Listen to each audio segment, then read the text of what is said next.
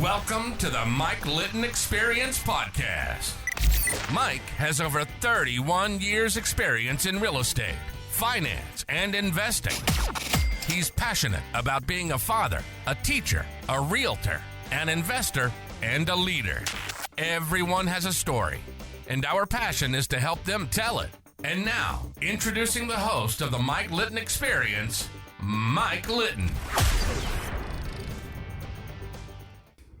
So what can you expect from the Mike Litton Experience? You can expect stories that will inspire, motivate, advice that will sharpen your focus, and expert information on real estate, finance, and market conditions. Sharpen your math skills. You went to work for a secondhand bookstore to enhance and perfect your customer service skills, right?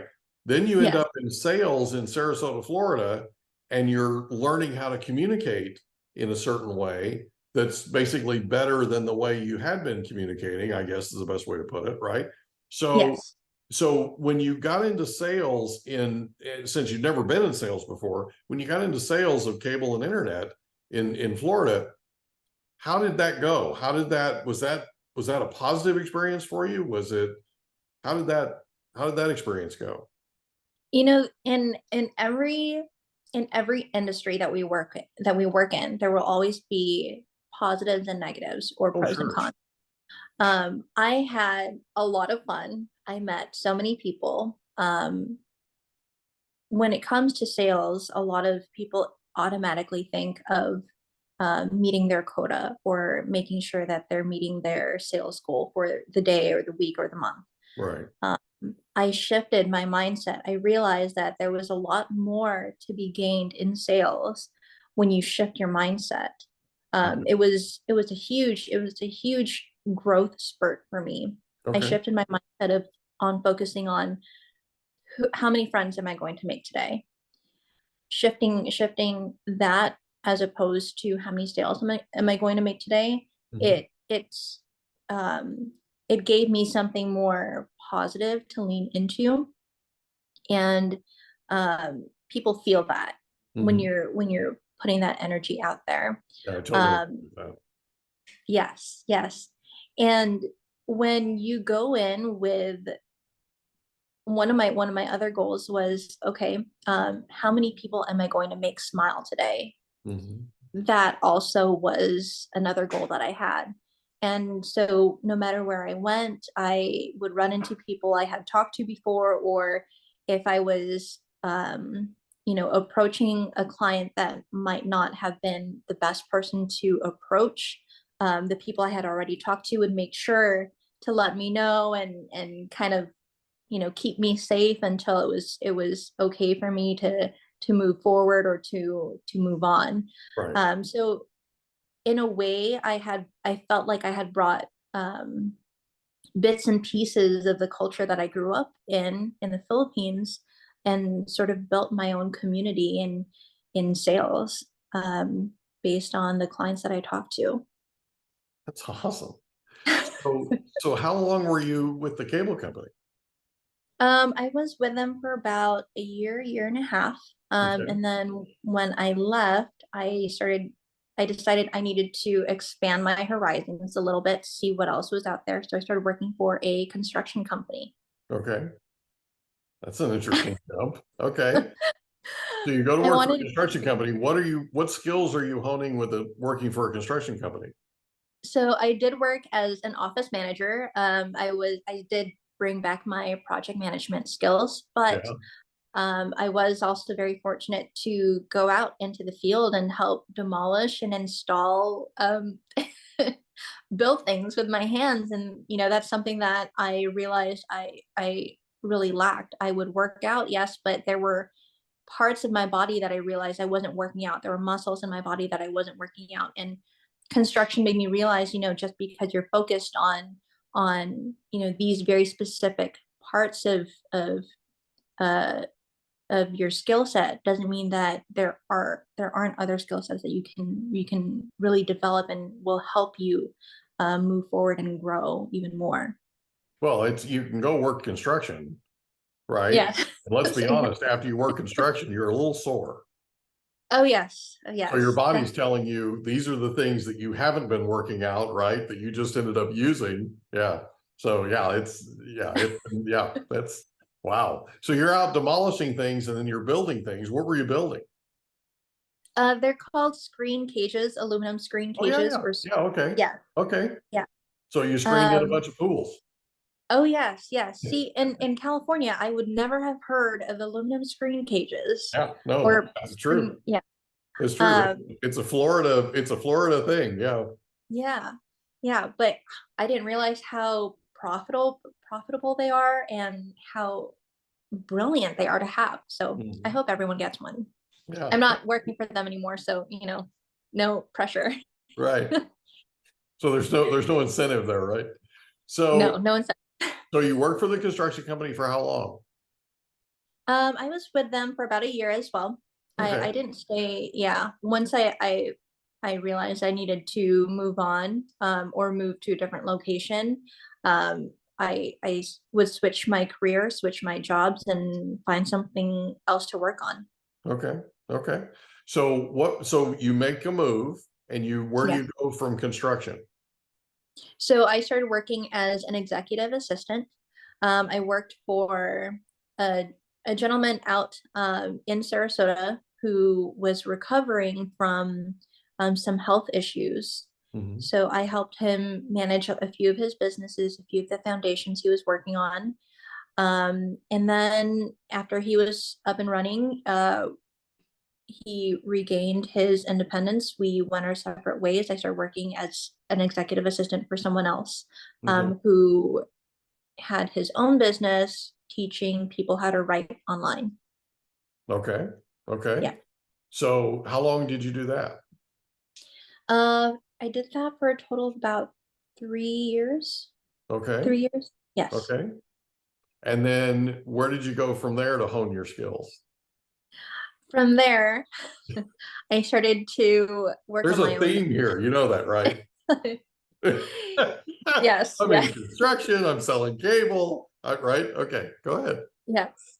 I actually started my own business. Okay. I now am a transformational coach. I help people who are living the life that I lived. They have followed the instruction manual, have found success in different areas of their life, whether in their career or at home, but are still feeling some sort of emptiness or some sort of lack in their life. I help those people live a life that is a little less than ordinary, Okay. um, so that they can find confidence and find authenticity in their way of living. Okay. So tell us a little bit about how that works. You were working for an executive, you were an executive assistant working for an executive, and you Yes. decide to go out and start your own company as a transformational coach. So when you sit with a prospect, when you sit with somebody who's a prospective client, I Mhm. guess you call them client, right? When you sit with Yes. them, what do you cover? How do you fit? Like, do you do a needs analysis? Do you do? How do you actually? How do you actually figure out where you're going to transform them to? Yeah. So what I do is a I have something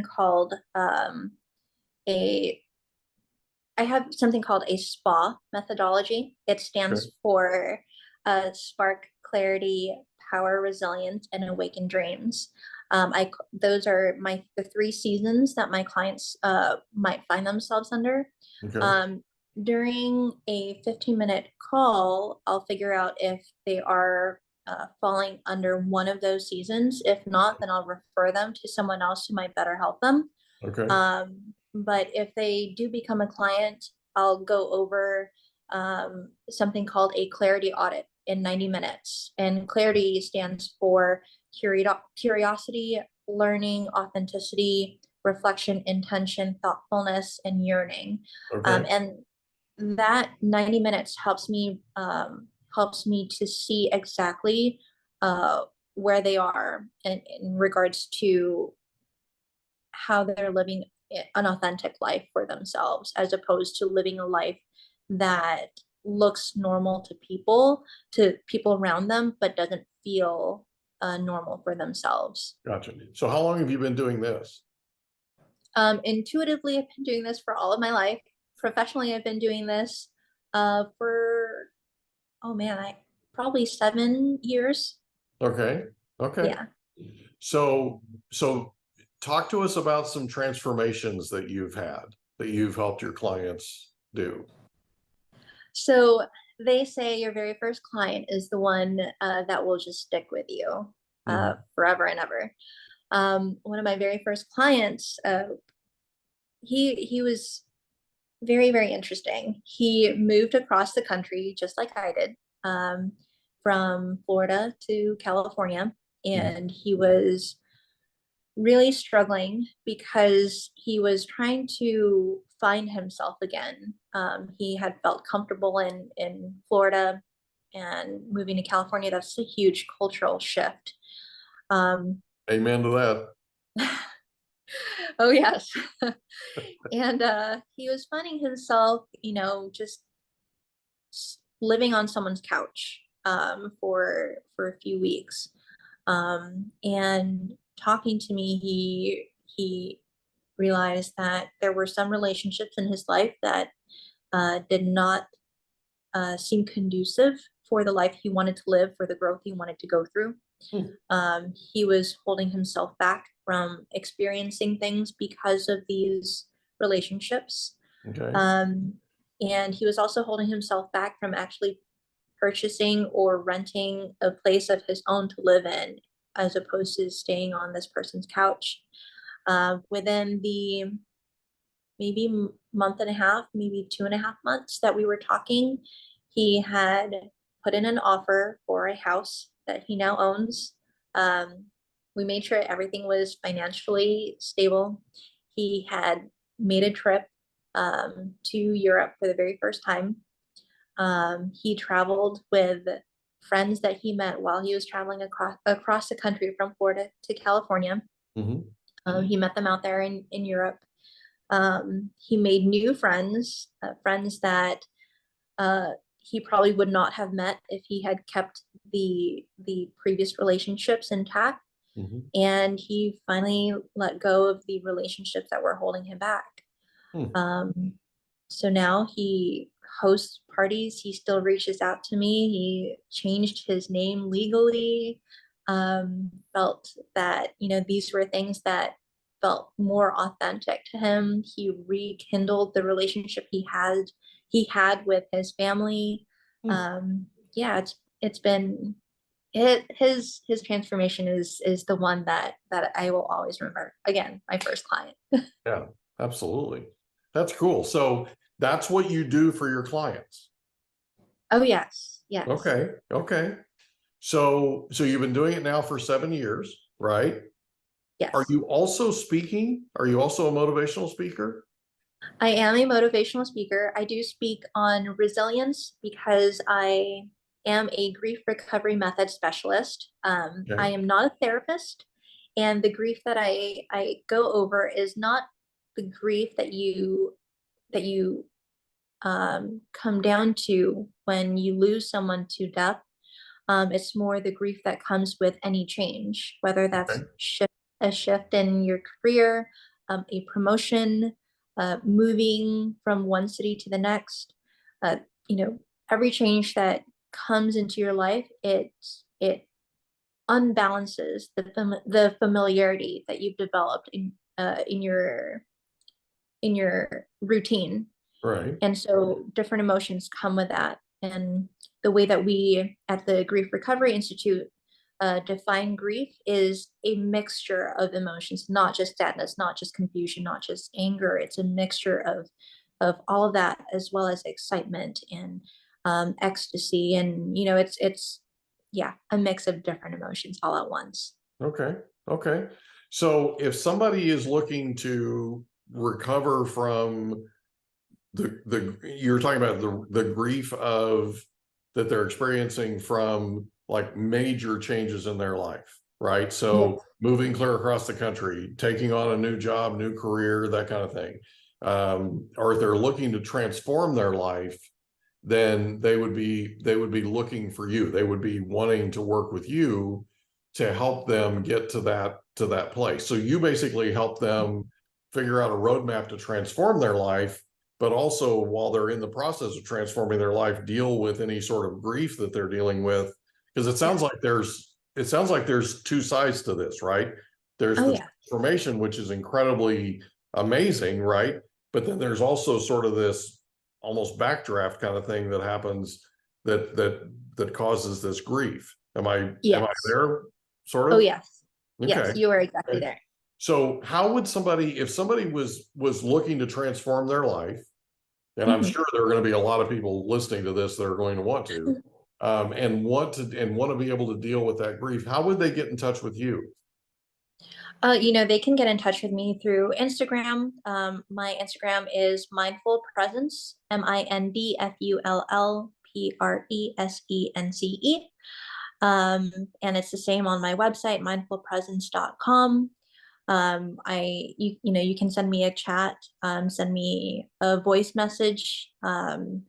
You can record a voice message and send something to me if you don't want to text. Or you can find me on LinkedIn, Celeste Fernandez, and you can find Mindful Presence on LinkedIn as well. Yeah, I found you on LinkedIn. I sent you a connect request, by the way. Oh, okay. I'll go back into my LinkedIn today. So I'm super excited about this. So is there anything else you'd like to cover before we wrap up? Um, when it comes to any transformation, any type of grief recovery, the one thing I always tell everyone is to first to slow down, and then take out a piece of paper, take out a pen, and write the very first love letter to yourself. That is the most important thing. Write the love letter that you wish that you could have received from anyone, any important person in your life, whether it would have been a parent, a significant other, a friend. The acceptance that you've always wanted, the judgment that you wish you never received, the motivation that you wished you and support that you wish you could have heard throughout all those different times in your life. Write it all out, but write it to yourself, and that makes a huge difference. And if it resonates with you, if it makes a difference for you, share it with me. Reach out to me. I'd love to hear it. Spreading positivity is all of what life is about. Living a life of fulfillment and joy is all what life is truly supposed to be about. Yeah, I agree with that. And it kind of goes back to you getting into sales and saying, how many people am I going to make smile today? Right? How many Yeah, people am I going to make? How many friends am I going to make? Right? It's a different exactly. way of looking at it. Right? So Exactly. Yes. Yeah, it's kind of like what Maya Angelou says. It's one of my favorite things. People will forget what you did for a living, but they'll never forget how you made them feel. exactly. Right? So all those people that you impacted when you were in cable and construction and working for the secondhand bookstore and in the restaurant, right? This journey that you've taken that shaped you into the expert that you are today is pretty impressive, right? Because every place you've gone, you've strived to make people feel better. You've strived to leave that legacy of they're going to remember. They're not going to necessarily remember what I did, but they're going to remember how I made them feel. Exactly. And Yes. that's really cool. That's amazing. Thank you. Thank you. I love that. I love your story. So I really, really appreciate you being on with us. And I'm super excited for you. I'm super proud of you. And thank you again for your time. Thank you again for being a guest on the Mike Litton Experience. Oh, thank you so much, Mike. Actually, could I ask a question? Of course. If you could name me any shade of color in the rainbow, stay away from like the primary colors, but any shade of color in the rainbow, what color would you name me? Shade. Yeah, So not blue. not blue or red, but really, choose something a little different. I mean, there's so many different shades of blue. There's so many Right. different shades of red. If you could choose a shade, what would it be? I'm a huge Charger fan, so I would say it's probably powder blue. Okay. Oh, me? Probably powder blue. Oh, I love that. Thank you. Yeah. Yeah. I think You're such a bright light for me. No, I'm not joking. You really are. You have this presence about you. And it's an amazing, it's positive, but you're also, I don't know how to explain this. You have this way about you that sort of exudes positivity, but you're also somebody that sort of lifts everybody around you. And that's, you know what I mean? That's beyond positivity. That's leading by example. Yeah. Oh, You know what I thank mean? you. And that's really, really impressive. That's one of the reasons why you're so good at what you do. Because, well, think about this. I mean, people could spend 4 minutes with you and they feel like they could run through a wall. You have a motivating presence about you because of your positivity, but it's because of the love that you have for people. I think ebullient is probably the best way to, you know what I mean? Like, you have this way about you that just impacts people's souls, I think. And it raises how people feel in their current situation and how they feel about where they could go. You have a magic about you that's just awesome. Absolutely awesome. But yeah, I would say definitely powder blue. Thank you. Thank you. Can I share a color that I think resonates with you? Of course. I would say it would be sunrise yellow or orange. Oh. Yeah, you bring so much light and energy, and you make sure that people are not just seeing what they need to see, but are also focused on the important things. And I just wanted to share that. Well, thank you. I appreciate you. Thank you. You're amazing, Celeste. Thank you again for being a part of the Mike Litton Experience. Thank you so much, Mike. Thank you for having me. Take care, okay? You too. We hope you enjoyed another episode of the Mike Litton Experience. If you did, do us a favor, smash that subscribe button, tell your friends, family, and coworkers about our program, and wherever you get your podcasts, please leave us a rating. It helps us to connect with quality people just like you. And that's a wrap. Another episode of the Mike Litton Experience in the books. Reach out to Mike on Instagram at Litton Realty. Want to meet with Mike? Check out calendly.com/Rio760.